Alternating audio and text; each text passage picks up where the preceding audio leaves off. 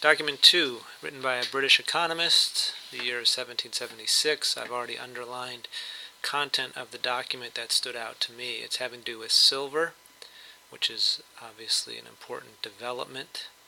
And Europe is improving, as it suggests there. The East Indies is another market for the silver, and it's important to recognize that the East Indies are speaking of places like South and Southeast Asia in particular, whereas the West Indies, as you no doubt remember, are the Americas. If we're looking then, it's talking about the markets for this silver, and it's finding its way to these new continents, and it's becoming the medium of exchange between Europe and India and China, and it's connecting them.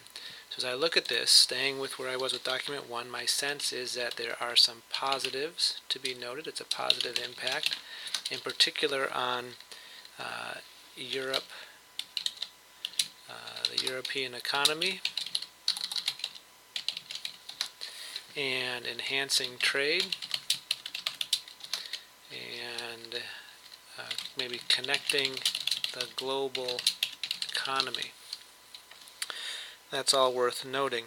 Now there is a more vague reference that maybe speaks to a negative impact, and that might be the idea that it's causing inflation in Europe, when it references here that in China and India in particular the value of the metal is much higher. Just something to keep in mind, again, to be as broad as we can in what the document tells us, so that when we can go back and look for groups we can make connections.